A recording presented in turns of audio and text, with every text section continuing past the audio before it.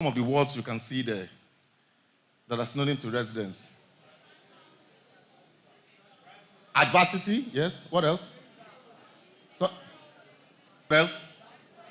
Bounce back. I like that. What else? Perseverance. Unexpected disappointment. Yes. What else? Flexibility.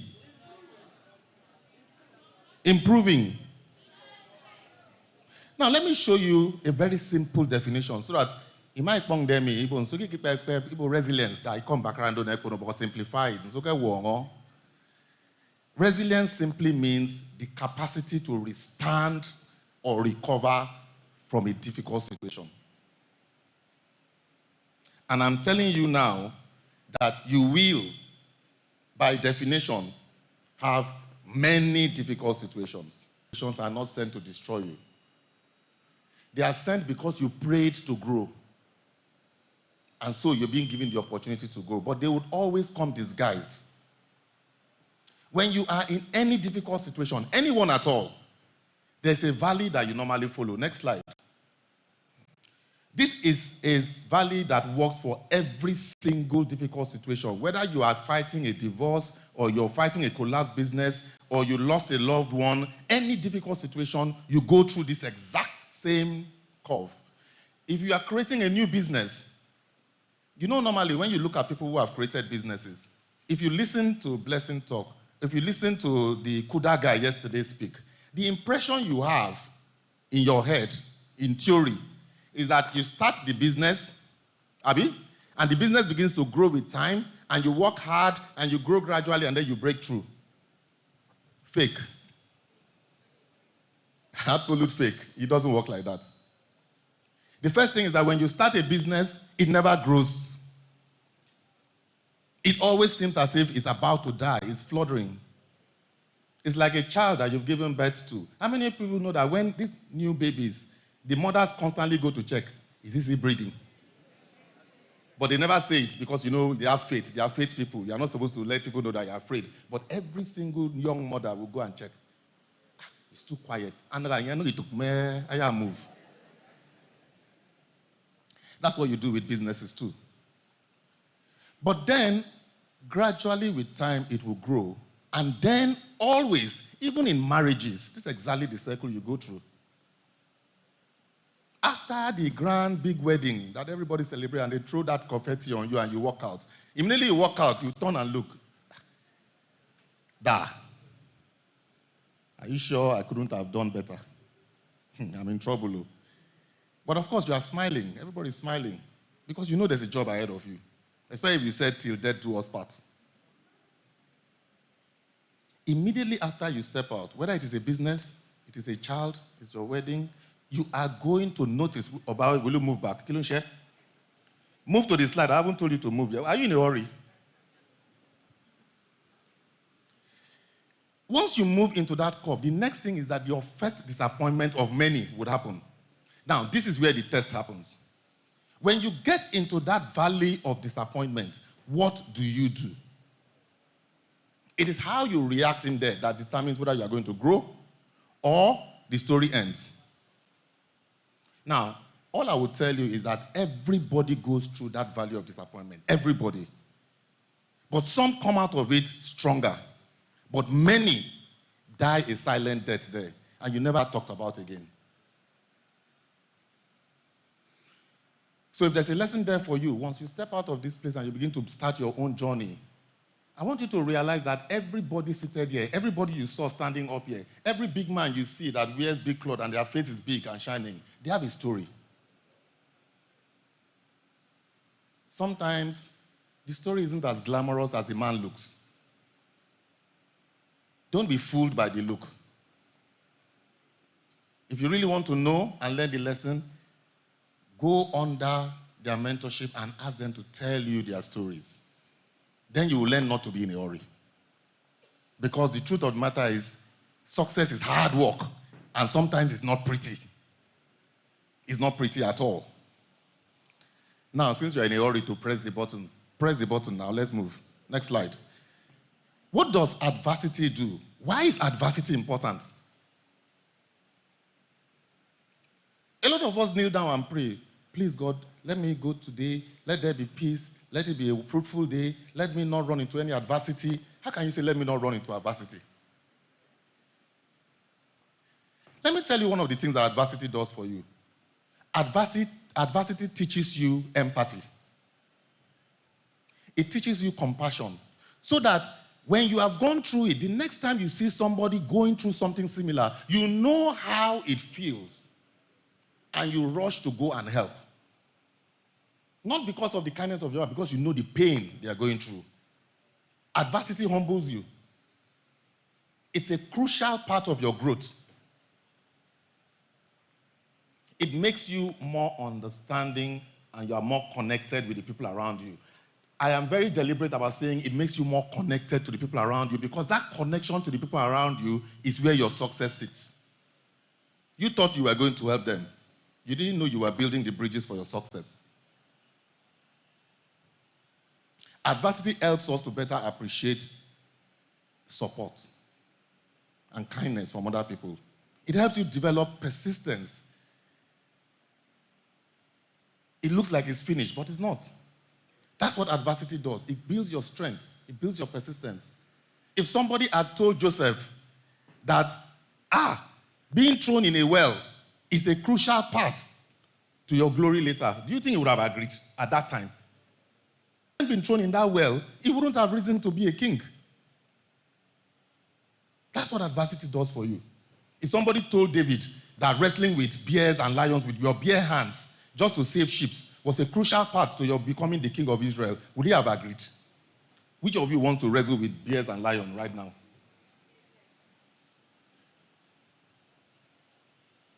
But that's what adversity does. It prepares you.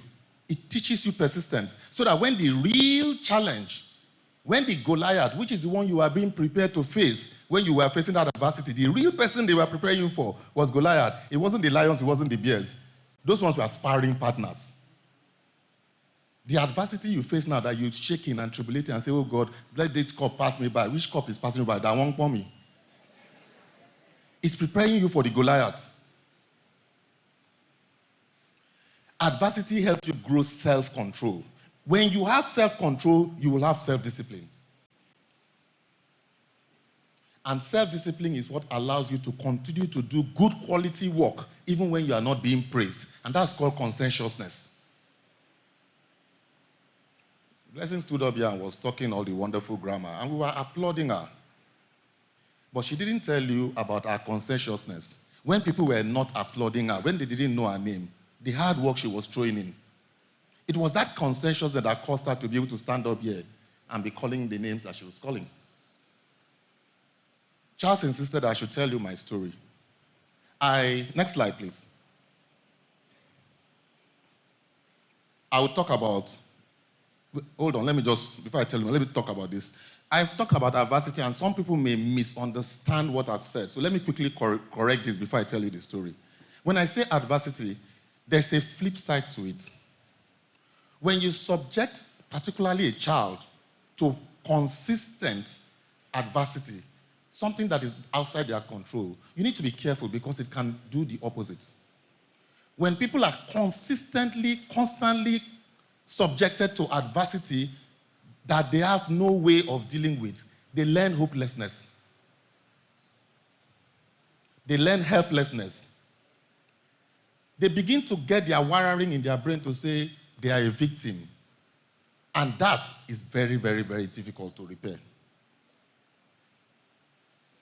Poverty is one of the things that teaches our people hopelessness. It affects the way the brain is developed, especially in young children. The stress hormone, when it's there consistently, they are faced with abuse. Those stress hormones affect how the child grows. The child becomes hypervigilant. Hypervigilant means they can't learn.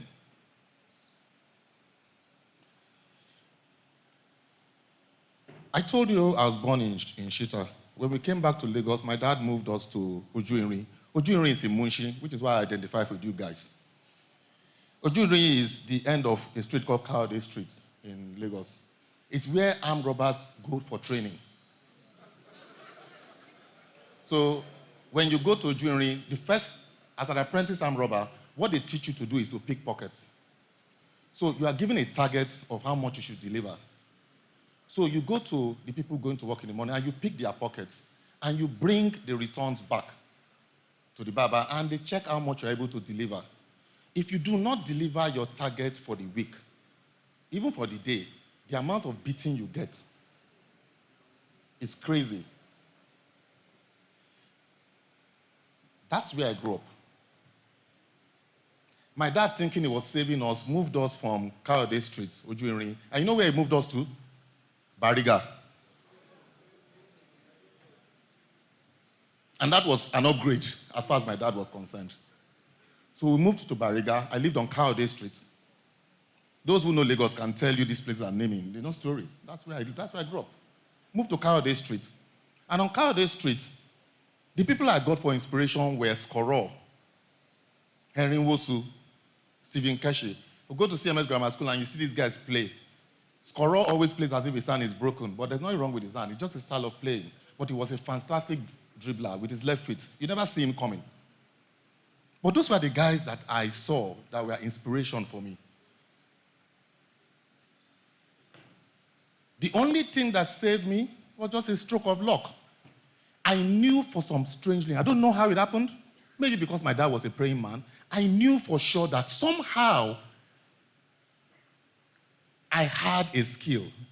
And that skill was I could figure out anything if I put my mind to it. It was just something that I knew inside of me. And it was fueled by the people that I ran into, not by design. The first person I ran into that piqued my interest was a guy by the name of Ibom. What did I like about Ibom? Ibom knew how to spell any word. He schooled abroad, came back with his parents, and they, you know those people, abroadians who came back, but they're not too, so it was around our neighborhood. So he would do some craft work with St. Louis package. Many of you know, do you know what St. Louis is? They still make those things. St. Louis sugar. He will take the package of St. Louis sugar, cut the phrase open, put a broom inside it, and put paper and make a TV out of it. And I used to learn how to do that with him. But Ibom could spell anything. I knew the words, but I couldn't spell them. But Ita could spell anything. And so very quickly, I started learning to practice to spell. And then I realized that what was driving Ibom to be able to know all these words was because he was reading a series called The Famous Five and The Secret Seven. These were books that he brought back from staying abroad. He had almost the full set of Famous Five and Secret Seven. So I started reading the books, not because I wanted to read, but because I was tired of having to tell Ibom to spell words for me when I'm doing my own TV. This is true life, so that's exactly how it happened. But that habit of reading Secret Seven, Famous Five, translated to my reading James Hadley Chase, translated to my reading Robert Ludlum. And that is where my reading came from. And I knew that I could solve any problem. So from Bariga, my dad said I should go to Federal Government College, Maiduguri. So I landed in Federal Government College, Maiduguri, from Lagos. The first thing I saw when I landed there, the next day I woke up in the morning, was that there were hoods of flies on my back. These flies are huge, massive flies. And that was my introduction to Maiduguri. I stayed in Maiduguri for 6 years. And then from Maiduguri to Ilorin. But what does all of this teach me? I thought they were adversity, they were difficult periods. But you know what it taught me? That I could do all things through Christ that strengthens me. It wasn't my ability. So when my dad lost his job in my year 2 and I couldn't pay my school fees, normally, traditional Ralph, I was telling House of Bura yesterday, and she was shaking her head. When my dad lost his job in year 2, it was as if education had finished. But I just knew somehow, with some confidence, that I would finish school. I came back, I joined the Basco Consulting Engineers just to help them, their draftsmen, be buying food. Because I was a year 3 student, I don't know anything. So the draftsmen will send me, go and buy amala, buy yam. When I come, they will eat. I'll be eyeing them, so that they won't finish the food. So the small yam they remain, they'll give it to me. Sometimes, out of shame, they're still hungry, but this is my looking at your stomach. They'll give me 1 yam. And that's how I was feeding. And then when they give me tips, I was keeping those tips. By the end of the term, that's what I would use to go back to school. But you know what was funny? Because I was helping them to buy that, they started teaching me how to draw structures. They started teaching me how to design members. They started teaching me how to do survey drawings. Most of the roads that were surveyed in Akwa Ibom before this construction, during about Attai's time, Charles is here, he can confirm to you, most of that survey was done by Basco Consulting Engineers, and I was on the team. But at the time, I thought I was suffering. But you know what happened? By the time we moved to year 4 and 5, all of the subjects that I was taught in year 4 and 5 were things I had practiced in Basco Consulting. You know what happens when you do a 6-credit course and you score 98% in a 6-credit course? Survey, structural design, highway design were all 6-credit courses. And in none of them did I score less than 98. Cumulative. Adversity grows you, but persistent adversity is not good. Next slide, move on. Time. So the big things you see today, they always start as small things. You don't break a rock by smashing it once. You smash it multiple times until one day, eventually, a crack occurs. The crack is always small. But then you keep going at it, it falls apart. And then someone says, wow, you broke this mighty rock. No, you didn't break it overnight.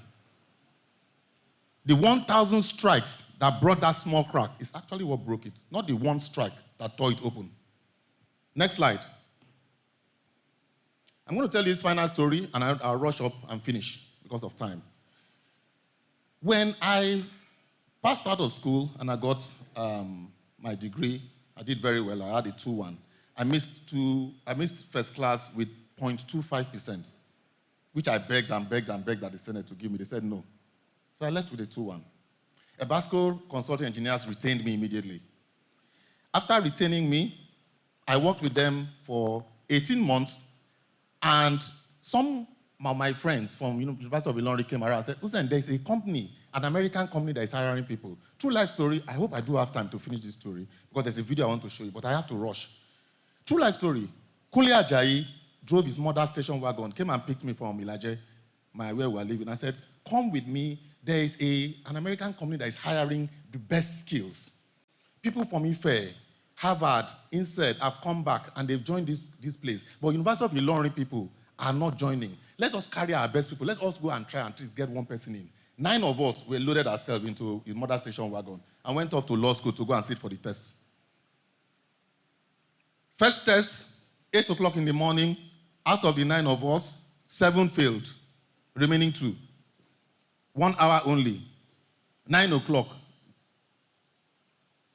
So the question was, what do we do? Do they go with the station wagon and leave the 2 of us there? Kule said, no, we die here. All of us came together, we stayed together. The second test was a written one. Both of us passed. The third test, this was around 1 o'clock. The other guy failed. I was the only one left. And by then, guys were tired. They were hungry. We started taking bus, going. Kule said, I'll stay with you until we finish. The last test on that day was done around 5 o'clock in the evening. And then I was told that I'm among the 50 or so people that have been shortlisted to start the interview process. So I said, the one we did today, what is that one called? They said they were just filtering out the dreg from the real people. That interview process lasted 9 months. 9 months. First interview, second interview, I was attending them. I didn't care. I didn't know what the company was about. There was no Google. So I just know it was one company. Kule said I should go. So I go to the interview. They interview me. I gist. They still come back next. I did 2, did 3. By the 4th interview, I was enjoying it. Then the 5th interview, something happened.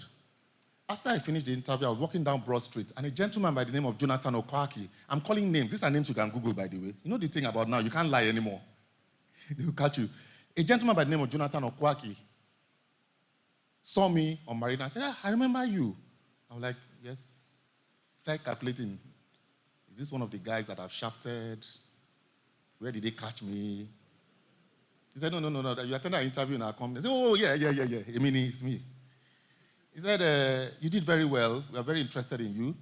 This company will transform you. If you get this, your life will change completely. So I'm like, how exactly? And I said, the day you join the company, within 2 weeks of joining the company, they will ship you out of Nigeria. I said, to where? said, to America. I was like, really? He said, yes. The only time I'd entered a plane was in my secondary school when I missed the train. And my dad had to cough out 8 naira 90 kobo to fly me from Lagos to Maiduguri. That was the only time I entered plane. But now say I'll go to America.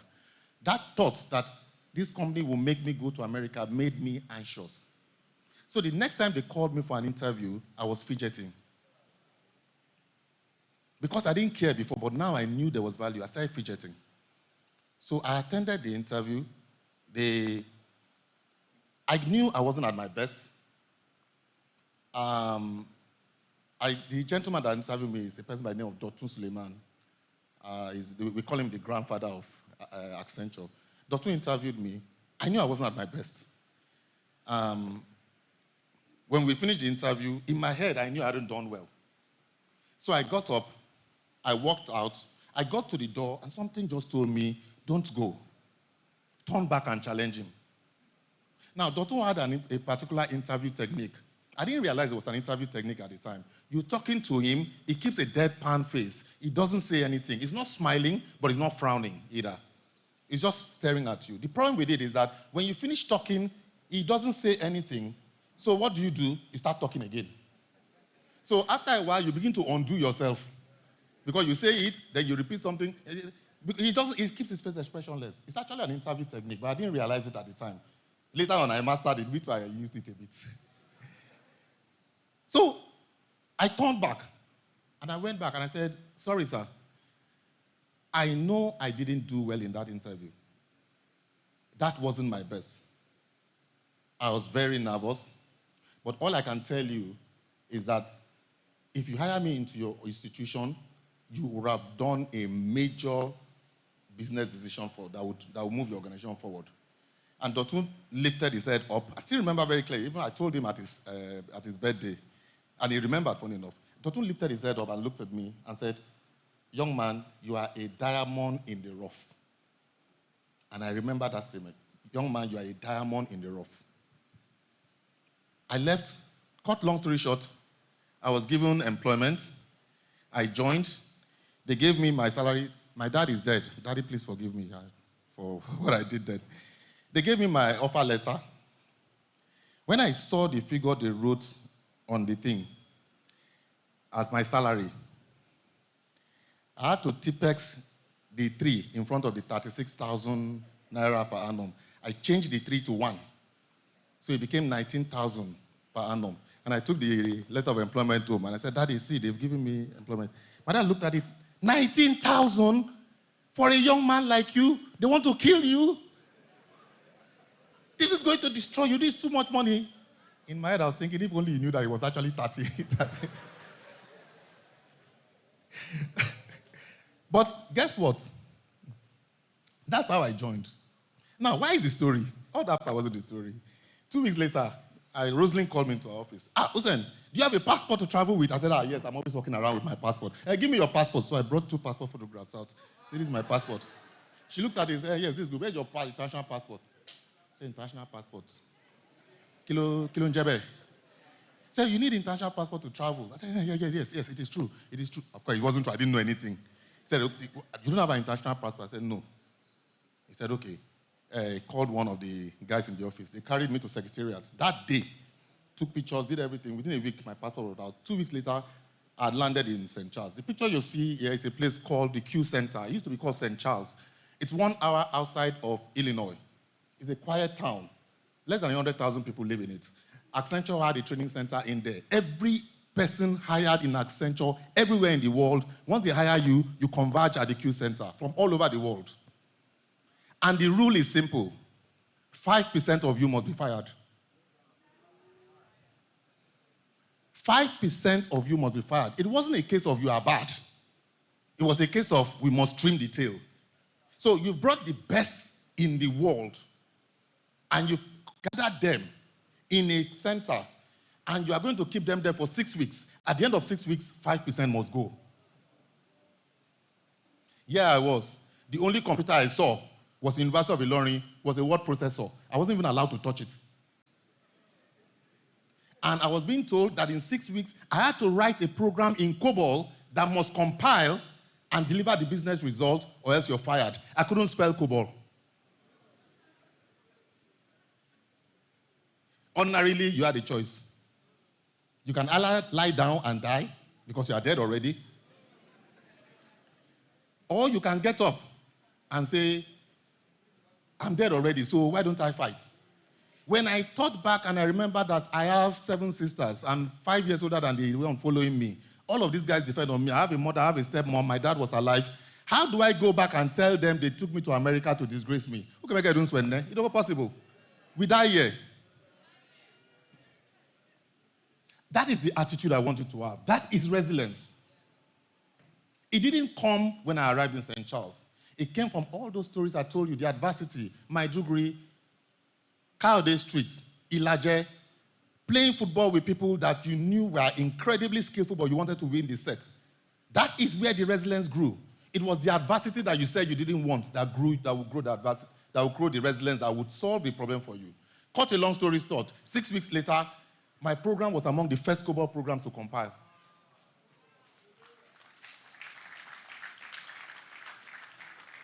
But that is what started my journey to where you see me standing here today. I have built systems. Some of you can Google the name NIPEX, Nigerian Petroleum Exchange. This is a solution we built to ensure that we can procure within the Nigerian oil and gas space. Before all the IOCs were the one procuring. I built NIPEX from a blank sheet of paper. Blank white paper. I wrote out the concept, drew the thing out, corrected with body. We carried it to the then president, through engineer Funsho Kupolukun, to President Obasanjo. When he looked at it, he said, Bode, can this thing work? He said, Usain, explain it. I was there shaking. I think so, sir. Are you sure? Okay, I back you guys up. That was OBJ for you. We built NIPEX from a blank sheet of paper. Today, NIPEX is still running. It's never gone down once. How many of you know that the Federal Ministry of Transportation is the first ministry in Nigeria to run totally paperless? A ministry in civil service. Federal Ministry of Transportation runs totally paperless. It's totally digital. It's powered by a lady by the name of Dr. Magdalena Jalin, who were in the same class in Federal Government College, Maiduguri. When I told her I'd left Dangote, she called me and said, listen, I want to do something totally different before I leave the ministry. We conceptualized Faltra, built the solution, trained the people, got it up and running in less than how many months? She won an award just 2-3 weeks ago. That was a project that I delivered. Adversity creates opportunities for you. Charles said I should tell you my story. I have told you my story. Next slide, please. Next slide, Oga. You don't sleep. You're enjoying the gist. All I'm trying to tell you is that the little things you do work like compound interest. It is not the daily, it's not the big action. It is the small actions. Do you know that if you grow yourself, improve yourself, just 1% daily, 1%, but that's if you are doing something today and you add one extra thing to do. If you are doing 3 things, you just add one small thing to do. If you are improving yourself by 1% daily, at the end of the year, you will be 36 times or 37 times better than you were at the beginning of the year. Just 1%. That's how powerful compound interest is. Many of you have calculated compound interest, but you don't know how powerful that tool is. I don't have time, or I've taught you how it works in finance. It's the same thing. Just every day, something that you are good at, that you're already doing very well. Just look for a small way to improve that same thing that you're already doing well. Just improve it small. Try to it, but do it every day. Practice every day. By the end of that year, you'll be at least 36 times better than you were. Now, imagine if you do that for 10 years. That is what turns a Bariga boy to someone who stands down, stands up in front of you, and is advising CEOs of corporates all over the world. That is how it happens. It is not the big action. It is the tiny, consistent, everyday action. But you know the converse of it? When you stand still and you do nothing, you are actually deteriorating. But you are deteriorating so slowly that you think nothing is happening.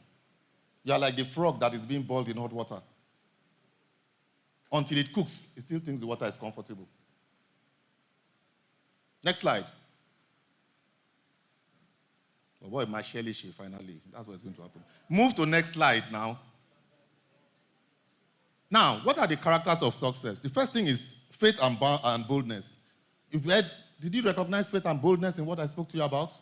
It's the faith that no matter how tough or difficult things are, All things work for the good of those who love the Lord. Just stay with it.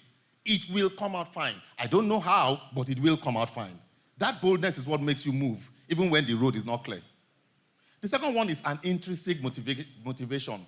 Knowing in yourself that I want to do this thing. There's value in this thing. You don't wait for somebody to motivate you. Blessing was speaking about herself, and she was standing up here, and she was already professing and talking about herself. Many of you will think she's being boastful. Hey, yeah. You just don't understand it. She wasn't being boastful. That is not being boastful. Boastful is when you are an empty barrel. She was just stating facts. I'm a value creator, and you thought she's being boastful. She's not boastful. The fact is she's a value creator. You don't have to be modest about what you already are. Intrinsic motivation. The next thing is relationship real estate. Do you remember where I said at the beginning that adversity helps you build connections? Your relationship real estate is what would open doors for you. You cannot do this journey alone.